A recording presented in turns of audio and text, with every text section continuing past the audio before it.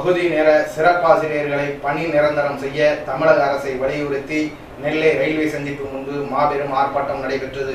இந்த ஆர்ப்பாட்டம் குறித்து மாவட்ட துணைத் தலைவர் தங்கராஜ் கூறியதாவது: கடந்த 5 வருட காலமாக அரசு பள்ளிகளில் உடற்கல்வி, ஓவியம், தையல், இசை போன்ற பிரிவுகளில் பகுதி நேர ஆசிரியர்களாக நாங்கள் பணியாற்றி வருகிறோம்.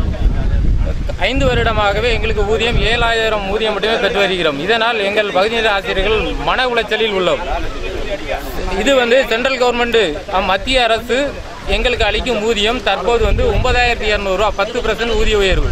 அந்த ஊதிய உயர்வு கூட மாநில அரசு எங்களுக்கு இன்னும் வழங்கவில்லை, தரம் மறுத்து கொண்டே இருக்கிறார்கள்.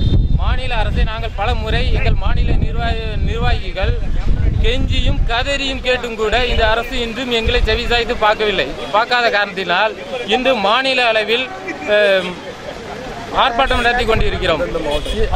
இன்னும் ஒரு வாரத்திற்குள் எங்களுக்கான கோரிக்கைகளை அரசு பரிசீலித்து நடவடிக்கை எடுக்காத பட்சத்தில் மாநில அளவில் தொடர் உண்ணாவிரத போராட்டம் சென்னையில் நடத்த உள்ளோம்.